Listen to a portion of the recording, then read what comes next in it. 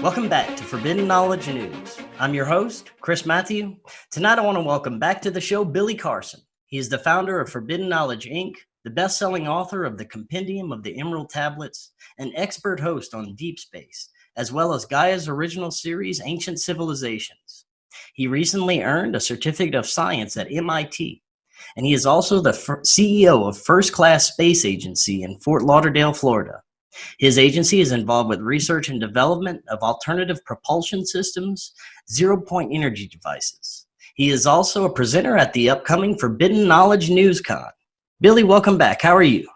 Fantastic. Good to be back on, man.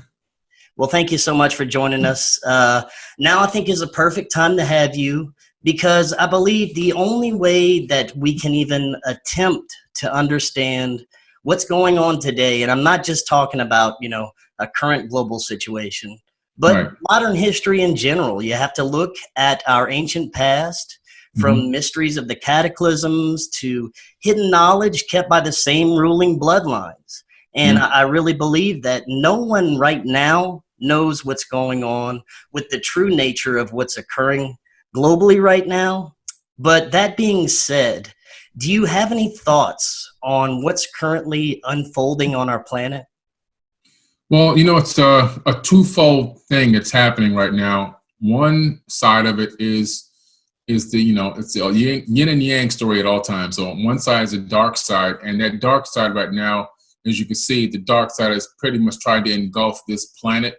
And what we're talking about, obviously, right now is the COVID-19 coronavirus that was artificially created and specifically genetically targeted to attack specific people. But then, unbeknownst to them, and due to their poor research and overambitious behavior, they didn't realize that even this artificial virus can mutate, and the mutations then allowed it to circumvent the entire planet.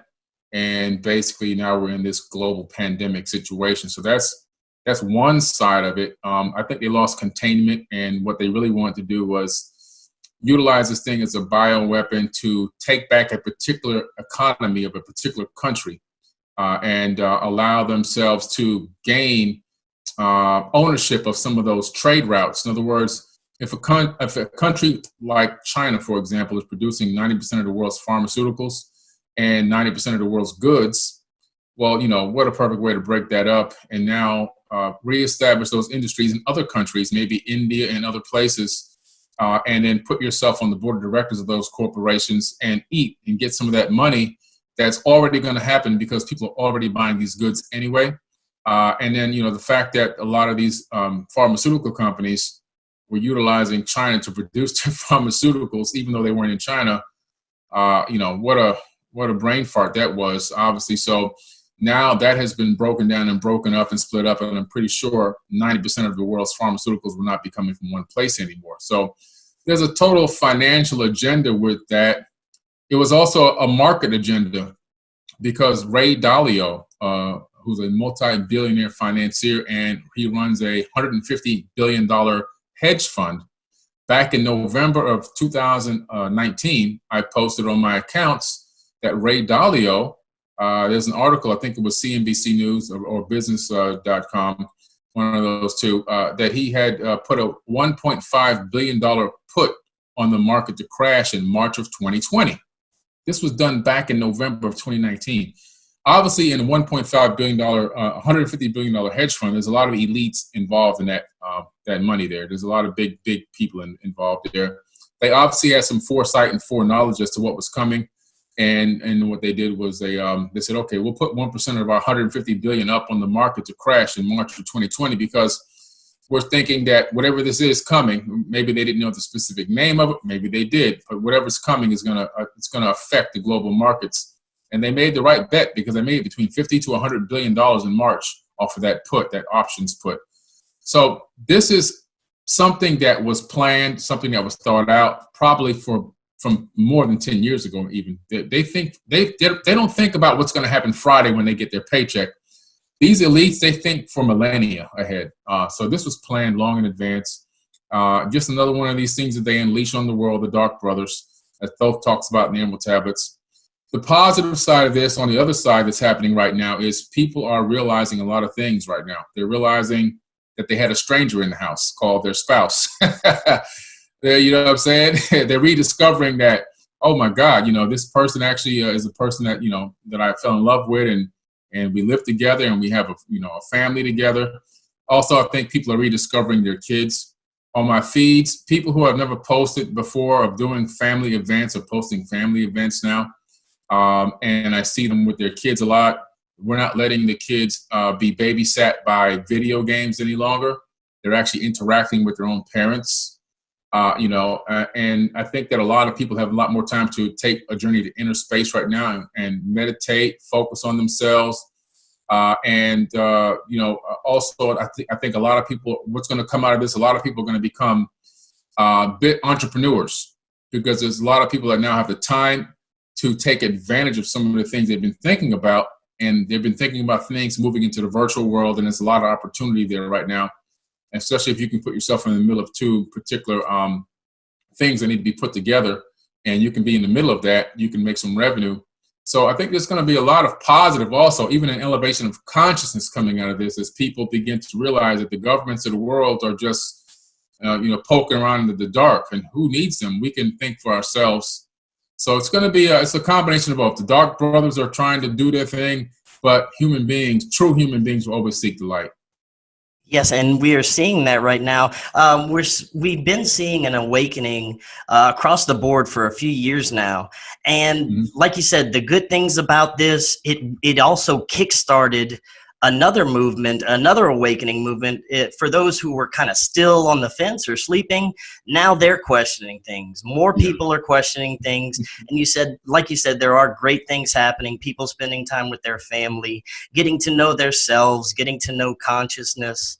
And I have an overall good feeling that at the end of this, we're going to come out better as humans.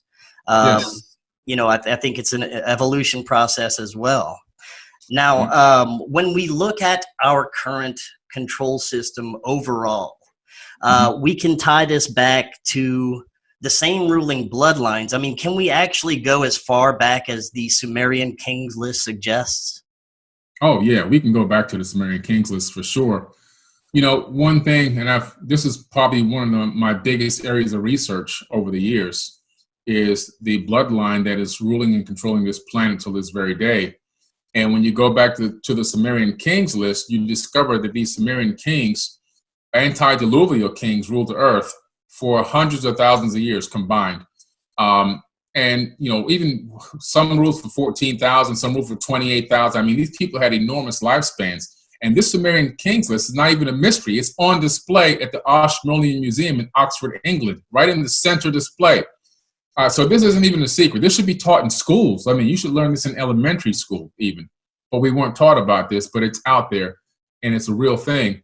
Now, after the Great Flood happened, these kings, as kingship kept getting handed down, they decided, you know what? From this point forward, we're going to allow a liaison between the masses of people. So what we'll do is we'll create these, we'll mate with a human, and we'll create these demigods, basically. We'll give birth to these demigods, or sire them, I should say. And they will be the quote-unquote kings or the pharaohs that will be the liaison between us and the people. And so after the flood, they reestablished home base in the land of Chem. This is very clear in the Emerald Tablets of Thoth, that the flood waters were receding, and that Enki, who was Thoth's dad, told him to go to the land of Chem and re-kickstart civilization. That's where home base started after the flood. And that's exactly what they went and did. So it's really just amazing. The story that we have here of this bloodline continuing on as they made it and had bloodlines, and then they kept the bloodline very tight. And you can see, even as Egypt, Chem became Egypt, because Chem was then renamed to Egypt much later, but the land of Chem was overthrown. The Dogon tribe had migrated to Mali, Africa, and Egypt itself had been overthrown 7 different times by 7 different races of people. That's what people don't realize.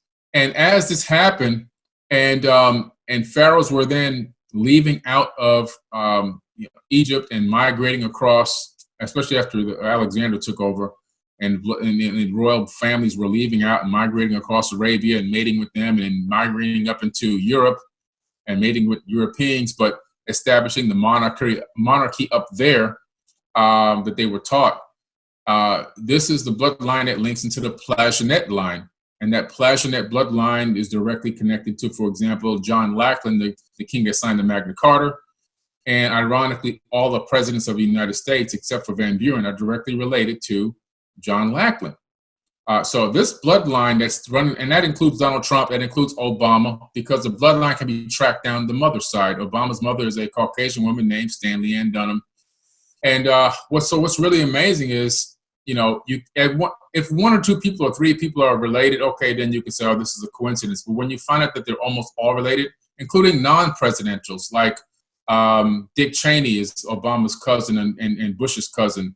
The list just goes on and on. It's really, Palin is also Obama's cousin and Bush's cousin. It's just incredible. So this bloodline has been established, and it's been here and ruling for a very, very long time. It has its own branches.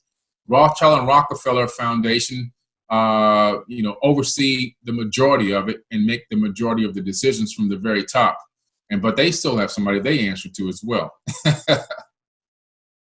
Yes, definitely. And when we look at some of the control systems that were implemented, such as the monetary system, which it looks like it's about to be changed and overhauled completely again, and also the implementation of religions. And I think that's two of like the largest mechanisms for their control system, wouldn't you say? Oh, supermassive mechanisms, especially religion.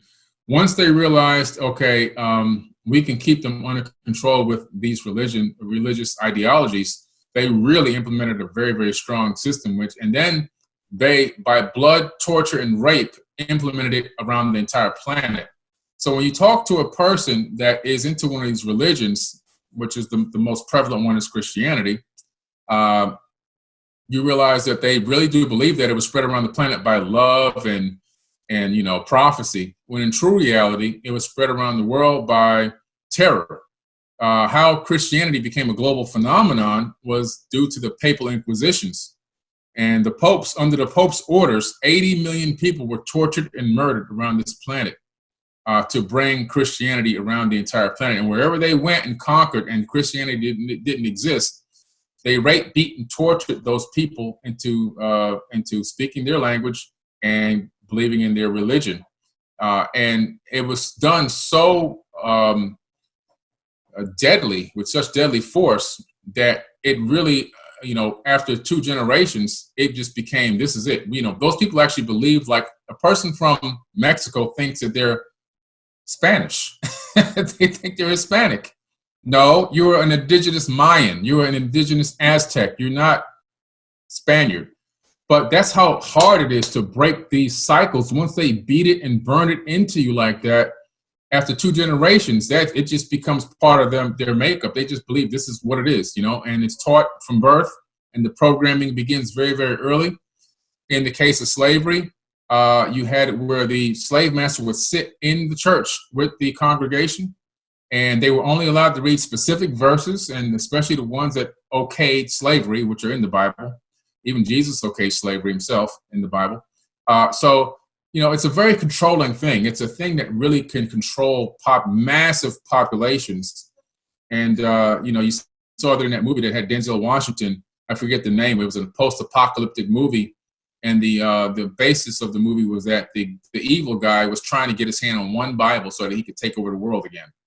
So that tells you how powerful it is.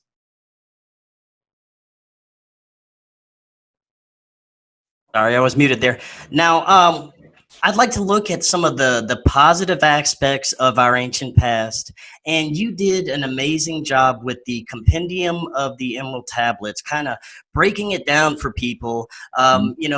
When you first read it, it can be a little daunting, a little hard to understand. But your book, it breaks it down in a perfect way. And it deals with aspects of consciousness, quantum computing, quantum mechanics, traveling the stars. I mean, Yeah. all these amazing things. And they seem to have been altered and changed throughout history to fit the various religious texts. Yeah.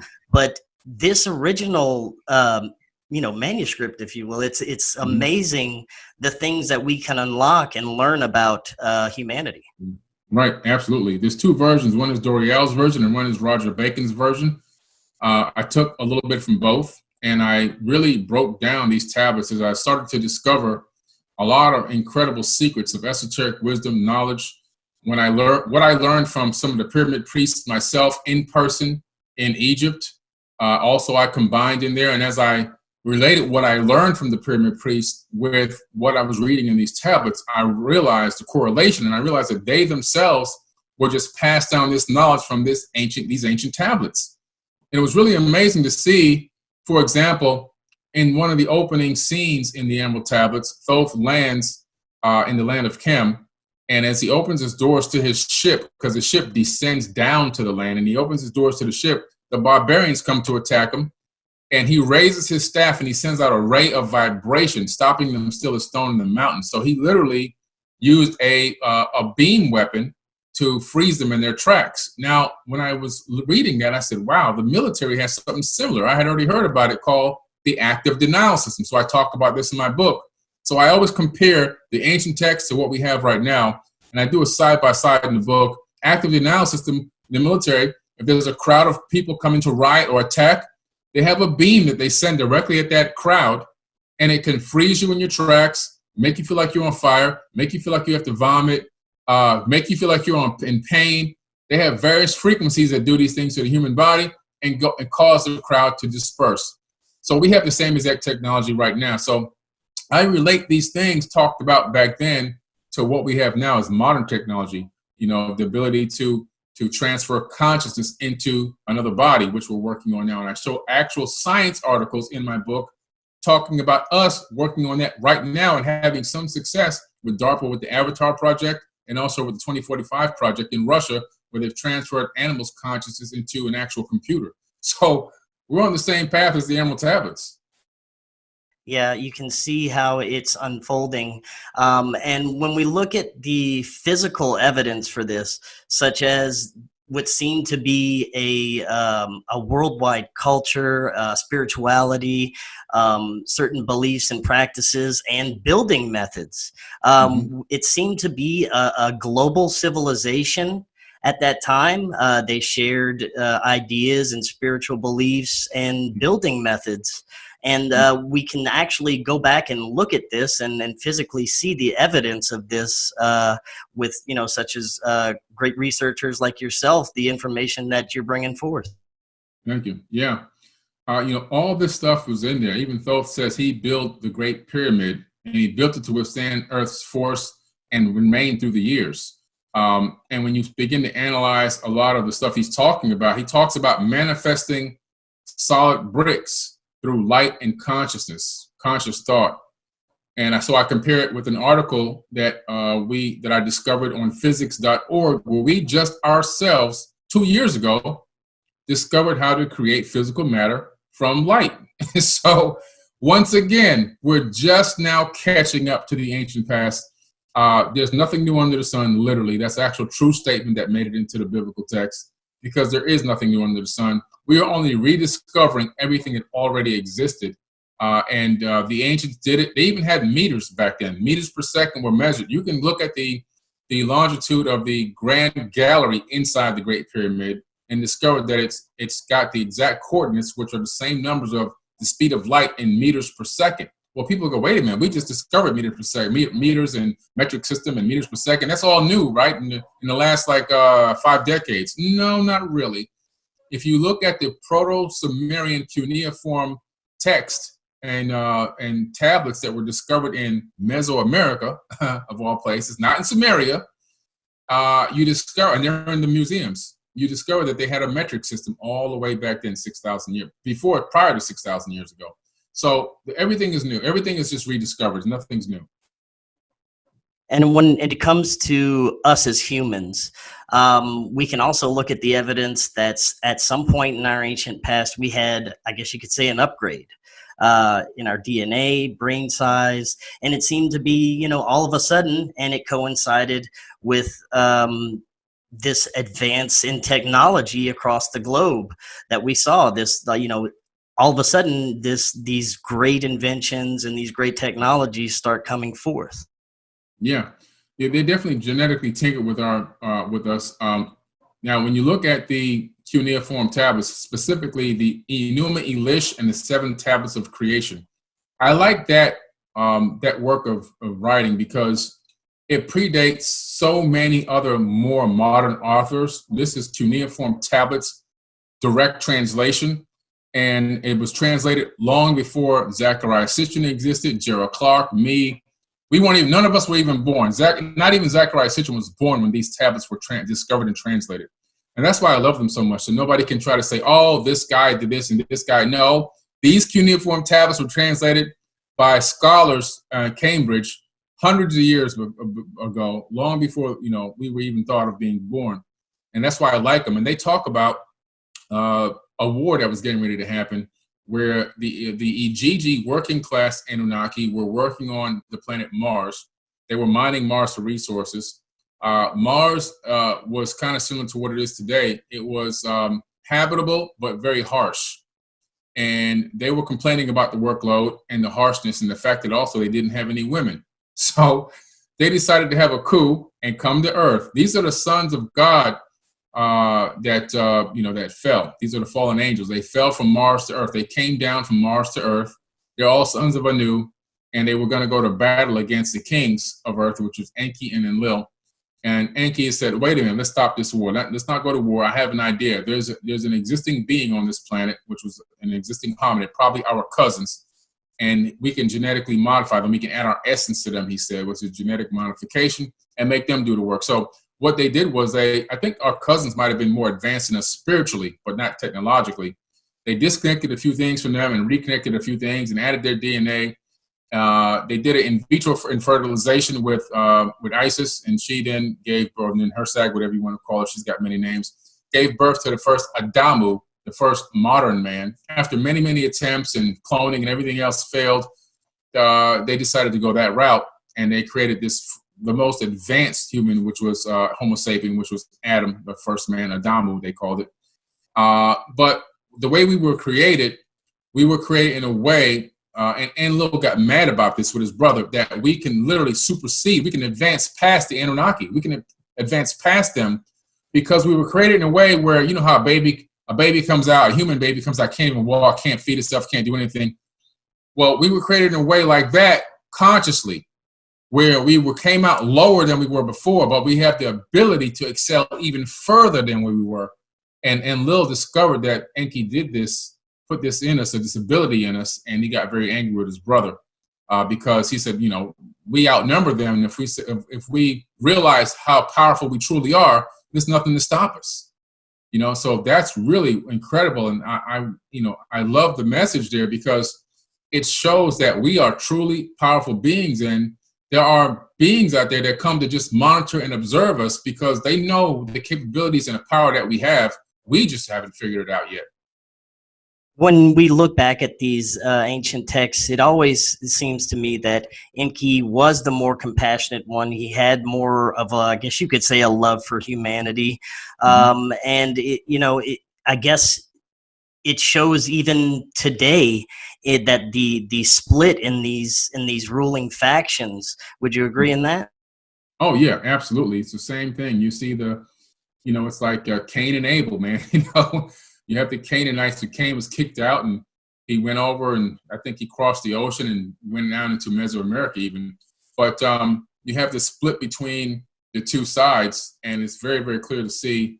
And it made its way even into politics and everything else, even though it's been kind of skewed and bent in politics, but it even made its way into politics. This split, this divide and conquer has been here for so very long. And it's really been a very, very strong thing used to control and rule the masses and keep us fighting each other so that we can't fight the true enemy, which is this very small group of elites. And the same system they had back then that ruled over people where it was a very small amount of these quote-unquote gods ruling over us. It's still the same system we have today, where we have 7.7 billion now. It used to be 7.5. I checked yesterday. It was 7.7 billion now on Earth. And we only have 100 families running 7.7 billion people. I mean, that is crazy. So what I say to people is, you know, we gotta stop blaming the elites for everything. And the elites did this and the elites did that. Did they do it? Yes. But guess what? There's 7.7 billion of us. We gotta wake up, man. We have to wake up and we have to unite. And we have to say, okay, guys, we let you guys have some fun, okay? The last 20 millennia, okay, your time is up. Now we're gonna take control of this planet. At some point, we have to reach that level of consciousness where we realize we're all brothers and sisters. We're all one species, one race, and we're in this together. What can we do to stop participating in their system so that we can develop the golden age for ourselves and live a much better, peaceful life on this planet? Now, while we're talking about the split amongst these brothers, do you think that it is possible at all, with Enlil's, hate for humanity at the time, do you think that these major cataclysms of the past, at least some of them, may have been intentional on the behalf of these beings? Yeah, I really do. I really do believe that they were intentional. When you read some of these cuneiform tablets, you discover that Enlil, he would get angry that the people were getting too loud. And so he would have some of them just killed. He saw human beings as animals, as cattle, purely as cattle. He even one time, he decided that people were multiplying too fast. So he had a sky ship fly over their fields and poison the fields. So they must have did some type of chemtrail over the crops, and it destroyed the crops, destroyed the soil. Let the people starve, he said, let them starve. He would cull people off at will. He would kill people. Enki had more compassion. And not only did he have compassion, he actually had a human wife at one point, which is one of the reasons why even Atlantis fell, was because Atlantis, there were Atlanteans marrying human beings. These are the same in Anunnaki people. So, some of them really had developed this love for human beings. And because of that, they were even banished from going back to their home planet, and things like that. So we were real harshly, punished for this. So you really had to love something to take that kind of punishment, and that's what they did. And Enlil was just enraged. He even called his brother Satan when he really was Satan. He made his brother look like he was the evil person, when in true reality, Enlil was the evil person. And Enki was the snake in the garden. Enki was the one that was the bringer of knowledge. Because, in Egyptian, it means symbology. It means knowledge, the wisdom coming. And so he was the bringer of knowledge to Adam and Eve, to awaken them up to that they aren't animal and cattle, that there is power and knowledge of self. And when they gained that knowledge of self and self-awareness, they realized they were naked. That's when they had to, put on clothes and everything else. They realized they were naked. It's a real incredible story, man. And I liken it to the Westworld series, which is on HBO. It's an incredible series. If anybody hasn't seen Westworld, I really recommend you watch it, because it's a modern take on the whole gods of, the Anunnaki gods, or which would be us now, creating our own people and putting them in this outdoor garden and monitoring and watching them and experimenting with them. It's really an amazing series, Westworld. Really good look. Yeah, I'm gonna have to check that out. Now, while we're looking at these cataclysms, there's, of course, evidence of massive meteor or asteroid strikes. Do you think it's possible that they had the power to control these meteors or asteroids and cause these cataclysms with that? Yeah, that's what I meant to get to. Yeah, so there's a situation there, a scenario in there where one of them is a strike on, for example, Sodom and Gomorrah. Now, there is a Sumerian disc. I actually have this disc. It's a replica of the original disc, which is a star map that shows the path that the asteroid took, or the comet took, to actually strike that particular area. This is really an amazing piece of work. What's amazing about it, it's a star chart. And I believe that it was a directed attack. In other words, they directed this strike directly into the area. I also believe that the global flood might have been a either they had forewarning of it and could have stopped it, or they caused it. Either way, I believe they could have intervened and stopped this from happening, but they allowed it to happen. And Lil wanted a fresh start. He wanted to wipe everything away and start fresh. And I think he got his wish. So it's really not exactly specifically clear to whether it was forcefully done by him or it was allowed to happen. But either way, I believe there was something that happened because they didn't intervene or made it happen. And Enki got, his brother pissed off again by getting involved and getting with Gilgamesh, or Zuzidra, who's also known as Noah in the modern day Bible, and teaching him how to build a submersible.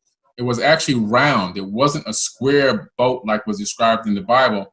The actual tablets that were given to him were discovered now and actually on display at the museum. And it was a round submersible, and he was only told to collect the local animals that he had, and the others were to take samples of the other animals. So that was a DNA collection of some sort, some type of a DNA bank in a way. And so his brother got mad at him for helping them survive. So I mean, they really have done a lot of things to us on this planet. When Enlil came back and saw the Tower of Babel being built in the Sumerian tablets, in the modern day Bible, it was Yahweh who came back, but it's really Enlil. And when he saw the tower, he got disgusted because he realized that the human beings, they can do anything they set their heart to. So he destroyed the tower, and then he changed the people's languages, and he said something interesting. He said, "My seed shall not abide in man forever. His years shall be 120. So right there, you have another genetic modification, because back then, before that, we were living for hundreds or even thousands of years with no problem. He put the telomere caps on chromosome number 2 and shortened our lifespans to maximum 120. And then he separated the people, spread them out all over the planet, and changed languages so we couldn't communicate with each other again. It's just, it's the same old divide and conquer. Anybody who reads that scripture in the modern day Bible and thinks that's the creator of the universe talking, they don't know. They don't know what a God is. Because that is not what a creator of a universe would even have time to mess around with, yet alone get involved in. Separating people and knocking down towers. When you see people working together in unison on a common goal, you hand clap that. You cherish that. You don't separate them and scold them and change your languages and all this other kind of crazy stuff. So, they really have done a lot to destroy things and control things on this planet and create geological events that I don't think would have happened normally without their intervention. And it's really unfortunate, but now we're at a point where we can realize all of this and we can now, really create our own future. Now, when we're trying to find evidence of these beings themselves, we can look at, there's elongated skulls that have been found all over the planet, Peru, Egypt, and oddly enough, near these megalithic sites. Do you think that these elongated skulls were, or maybe hybrids of these Anunnaki beings? Yeah, I think so. I really think that they may be some of the offsprings of the Anunnaki mating with humans, or mating with other type of hominid, because what a lot of people don't realize is, because now, that we've been here for a couple 100,000 years as Homo sapien, we've literally forgotten that there had been dozens of different types of hominids on this planet, all at the same time. We're the only ones that made it out to this level. I think the other ones were eradicated at some point. But I believe that the offspring of some of these Anunnaki mating with Homo sapiens and other hominids created these very, very interesting looking beings where the bodies have been now found all over the world. And some of them might not even be offspring. Some of them could be direct star brothers or star people that came here from other planets. And that's just how they look. And that's when they died, that's their body type. There were just dozens of hominids have been on this planet. I mean, everything from tiny little dwarfs, the size of maybe 6 inches, all the way to 35 feet. And unfortunately, a lot of the evidence as it's found, makes its way to being destroyed or thrown into the ocean, like by the Smithsonian or whatever. But there have been enough cases documented that these people and these bones and everything else have existed. Yeah, when you speak of up to 35 feet tall, these giants are another anomaly of our past. And like you said, unfortunately, a lot of the evidence gets destroyed, supposedly by the Smithsonian itself, Mhm. and we never get to see it. But it's another piece of the puzzle that these beings may have been extremely tall. Oh yeah, extremely tall and very, very strong, because I believe that their planet had a different gravitational field than ours. So right now, because we grew up under Earth's gravitational field, we go to Mars or the moon. If you go to the moon, you're a Superman. Okay. If you were born on the moon, you wouldn't be that strong because you're born under less gravity. If you go from Earth to Mars, you'd pick up a gigantic boulder and throw it with no problem. You on a basketball court, you dunk on a 20-foot goal with no problem, double the height of a goal here on Earth. Why? Because Earth's gravity had made you to basically what you would be considered on Mars, a Superman, because your strength and your bone structure and your muscle structure strength is based off of Earth's gravity. I think that the Anunnaki came from a planet, originated from a planet that was probably much bigger than Earth, and because of that, their strength was absolutely, according to from compared to us, was absolutely incredible. So they were probably much bigger, much larger, and extremely, extremely strong. And they would then have been considered to be Supermen, literally, or X-Men. I mean, their abilities would have been off the charts here. Now, the Emerald tablets can also be a great place to get spiritual teachings, Mhm. to learn about yourself. For you, I guess just name some of the most profound spiritual teachings you've come across from the Emerald tablet. One of the most profound, and I kind of knew it in my heart the whole time, but when I read this, it really said, you know what? This is really the way to go, man. Unconditional love. That's the biggest lesson in this book. Um, if you can have unconditional love for yourself and for others, learn how to forgive yourself. Stop waiting for somebody else on the outside to forgive you. Forgive yourself. Okay. Learn that you are your own savior. That's another lesson that's built into this whole thing. That there's nobody coming to save you. You were sent here to save yourself. You are your savior. You are your own savior. You are your own Messiah. And then realizing that being of service to others is also being of service to self. Because when you're being of service to others, it's this old Mayan saying, "In lakik alakin, I am another you." You realize, according to the Emerald Tablets, that there is only one consciousness that exists. And every other person on this planet or in the universe is just another version of you. That's all it is. So when you're being kind to someone, when you're being of service to someone, you're doing it to yourself. Exactly. And when you understand that and you operate within that mind state and that frequency, if everybody can get on that same frequency, that 528 hertz frequency, this whole planet and this whole universe would change for the better. And that's one of the biggest lessons that I was able to take out of the Emerald Tablets. And I try to utilize that on a daily basis.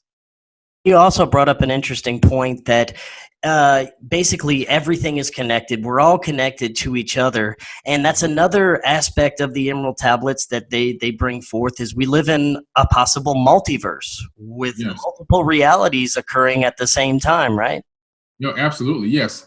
It talks about the fact that, which is just now really weird, quantum mechanics is just now starting to realize this. Theoretical physicists are just now starting to say, you know what? There's a multiverse, and everything that can happen is happening. And there's versions of you in multiple realities. Well, Thoth was talking about this 36,000 years ago, made it into the Emerald Tablets. The fact that there is a multiverse, there are multiple dimensions stacked on top of each other, and there's also multiple universes stacked side by side. So we're in a multiverse that's multidimensional, and every possibility is happening all at the same time. It talks about how the fact of that time doesn't even exist, clocks exist. And basically what's happening is if you are operating from a higher dimension, you'd be able to see the past, present, and future all at once.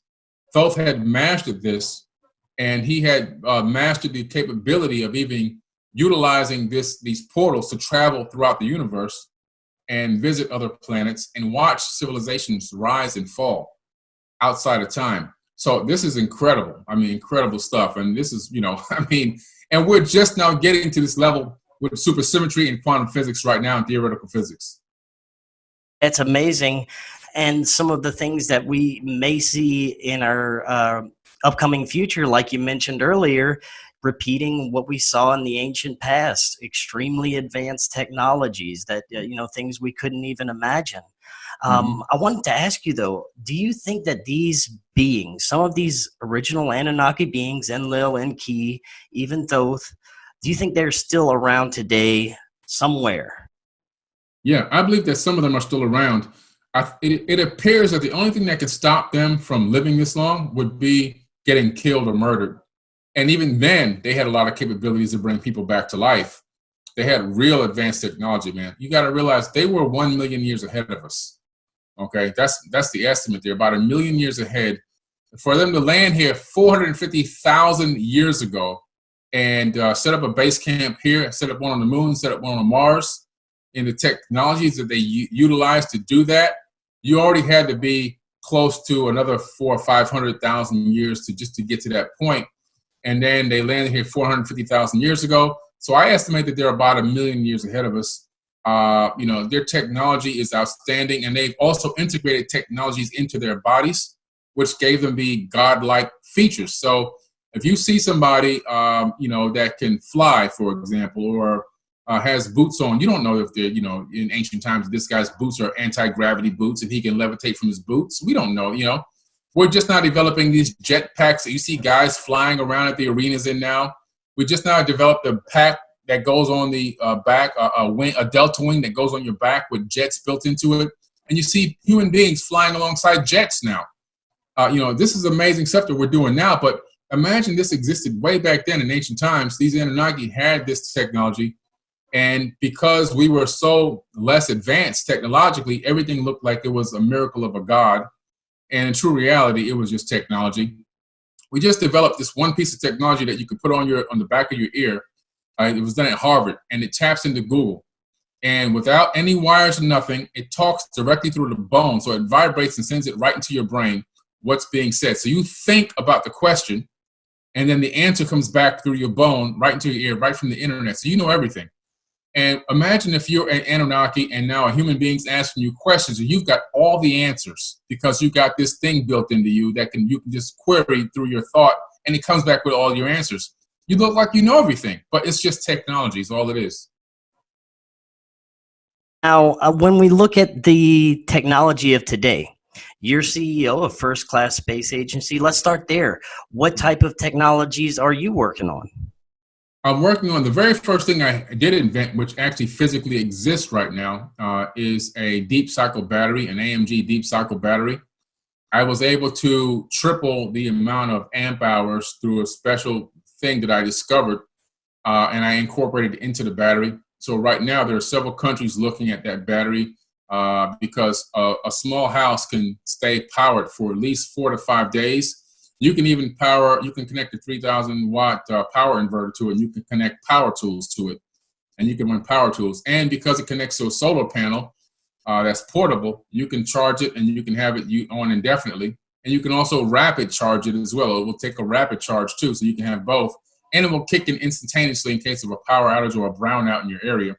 So that's one technology that I developed that can be used for space. It can be used for a base camp on another planet. It can also be used on a marine boat. It can be used, in a tent. It can be used in a very small house in a third world country. So that's one right there. And then the other technologies are on white paper and on R&D. One of them is a deep space communications array that works from quantum entanglement. So you have your command center here on Earth, and then within 20 years, we'll be flying out to Jupiter and Saturn for vacations, okay? Now, or at least research. When you get out there, it takes a very long time. It could take a month to a month and a half for your message to get back to Earth. And then a month and a half for a reply to go back. We don't have time for that. But if there's already an array that has been sent out ahead of time, that's quantum entangled with the home crystal here on home base, now you just send your message to the closest array probe. That probe then decodes that message into atomic spin rate up, atomic spin rate down through quantum entanglement. Spin rate up is a 0, spin rate down is a 1. Those ones and zeros instantaneously bypassing the speed of light create the spin rate up and down at the home base crystal. And that those spin rate up and down of those atomic structures will be opposite of what's going on at the first probe out there in deep space. So now you just take, if it's a spin rate up is a 1 and the spin rate down is a 0, it's going to be spin rate up, spin rate down is 0, spin rate up is a 1. And now you convert those zeros and ones into data that can be decoded into a message very quickly, very rapidly in milliseconds. So your message becomes instantaneously transferred from deep space back to the home base quantum entangled crystal. So that's one. Another one is single layer carbon fiber graphene spacesuits. So they look very similar to the Black Panther suit, for example. I'll give you a good example. They're knife proof, they're bulletproof, very, very strong material. They can be used in space, they can be used in deep sea diving, they can be used in military. A lot of applications there for that particular material. And we're also working on a perpetual motion generator through reverse magnetic fields. And the thing that we're working on now with a couple of engineers is to add torque and gear ratio so that we can create more power output. So that's, that's one of my, we have a small one of those built now, a prototype, very small prototype, and also working on the ferrofluid vortex engine. We have a very, very small prototype that doesn't work on more than 100 RPM, but the goal is to get a full-size prototype built, which we got to tap into a little bit more funding, but that will create a torus energy field that can be electrified, and then because of spinning mercury can create an anti-gravity bubble, which can reduce the weight of an object. So we got a lot of different technologies that we're working on at once. That's awesome. Now, when we look at today's technology overall, especially, say, from the military-industrial complex, we're always told they could be up to 50 years ahead of us. Mm-hmm. First of all, do you think that we have a more advanced secret space program than we're letting on? Trump recently announced the Space Force.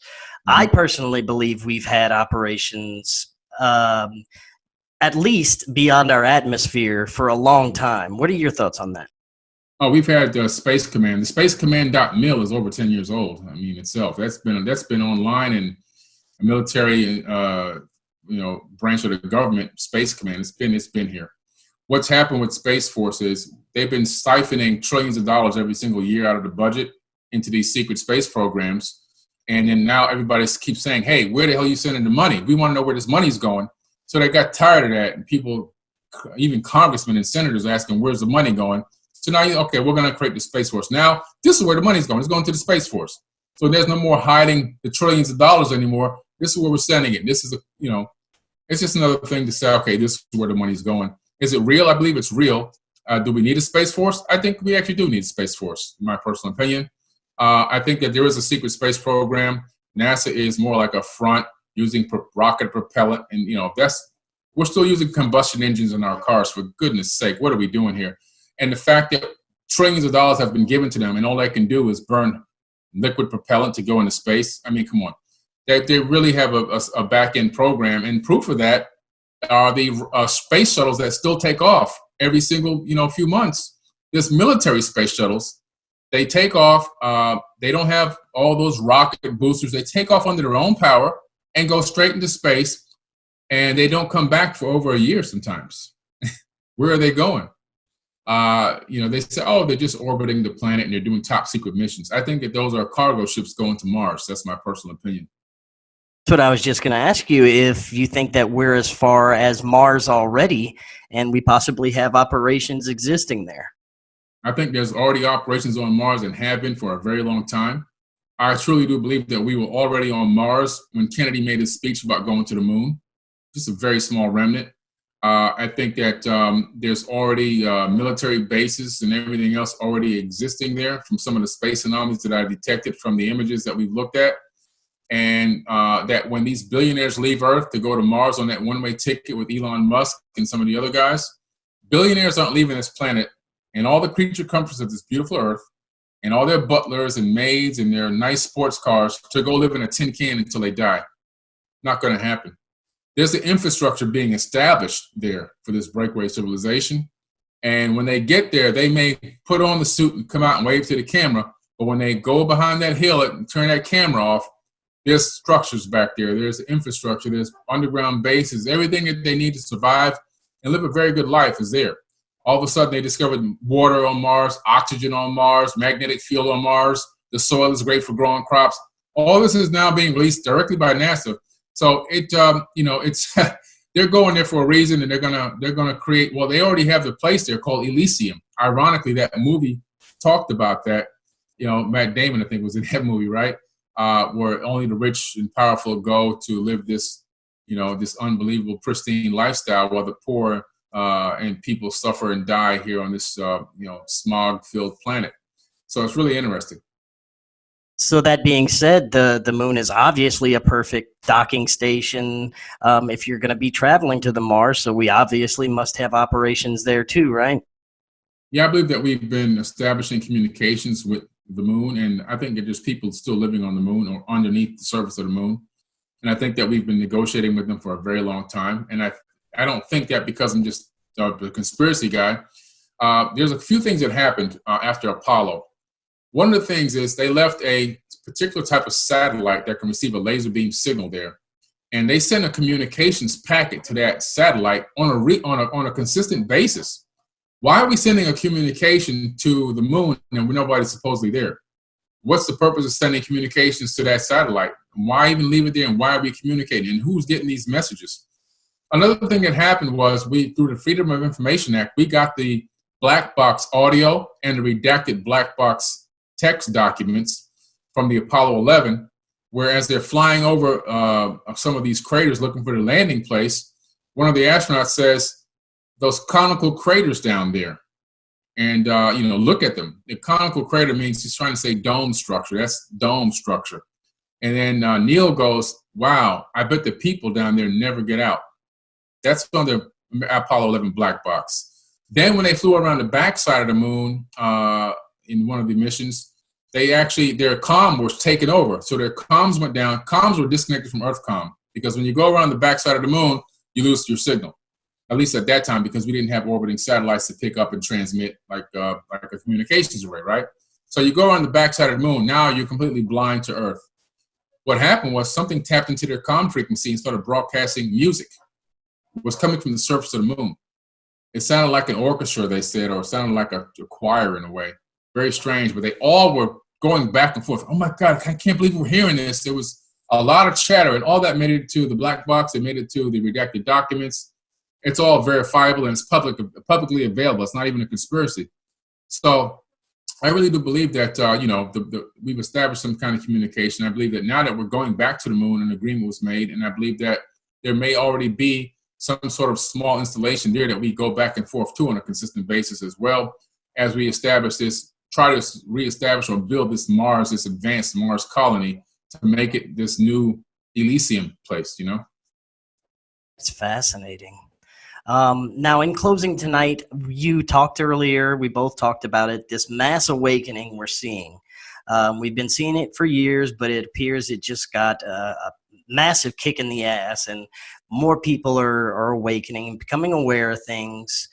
Now, that being said, we're in a situation that's generating a lot of fear, and most people feel like they can't do anything about it. But I believe that individuals, we're so powerful, we can do a lot about it. I think that we have the ability to change our current timeline with collective consciousness. There's so many possibilities that we could be looking at ourselves during this situation to make it better. Wouldn't you agree? Oh, absolutely. There's always a positive ray of light in anything. It's always something there you can learn from. There's a couple of things that's going to happen with this. First of all, unfortunately, just like nature, there will be the strong that survive, okay, physically. But also the strong that survives, or the very smart that outsmart this thing by doing smart things like not contaminating themselves and staying at home to the best of their ability, outsmarting it, consciously growing and evolving. So there's a physical evolution of the strong of surviving, and also there's a consciousness evolution, ascending consciousness, ascended masters are going to be developed from this whole scenario, because right now a lot of people that didn't have a lot of time to meditate are now meditating more. People that were on the cusp of getting to the next level consciously have now acquired the time to do so. Instead of panicking and worrying and be afraid and I'm going, oh my God, we're going to die. No, like I say, what if we live? Okay, what are you going to do if you live? Let's focus on the now. Let's focus on the things that we can control. How you treat yourself, how you respect yourself, how you love yourself, how you love your family, how you love your friends, how are you in service to others? Are you taking this time now to meditate? Several types of meditations. Are you focusing on a meditation to absorb cosmic energy and healing rays and healing energy into your body? Focusing on healing the planet, focusing on positivity, and focusing on manifesting a positive outcome for yourself and your family during these trying and crazy times as well. I think that another thing that's great is visiting with your spouse or your better half and re-sparking or rekindling that what you guys had in the beginning, or if it's still a spark there, make that spark grow, make it even bigger and better, make it stronger, make it something that could last through the test of time. And also stop letting the video games babysit your children and actually become a parent to your child. Talk with them, play with them, interact with them, teach them, and get them into it. Start having group meditations. Teach them different levels of knowledge and consciousness. Don't let the TV become their teacher. You now become their teacher. Give them information, knowledge, and wisdom. And another thing I would say financially, for a lot of people that can't figure out a way of this, they're tired of these things happening and they're living paycheck to paycheck, and then this takes them down. Something like this blindsides them. You've got a special situation now. Mortgage companies and leasing companies are now deferring your rent payments and your mortgage payments. Nobody can be evicted. Nobody can be evicted right now. Okay. Another thing, car payments and lease payments on your cars also being deferred up to a year in some cases, and also your car insurance as well. So what does this mean?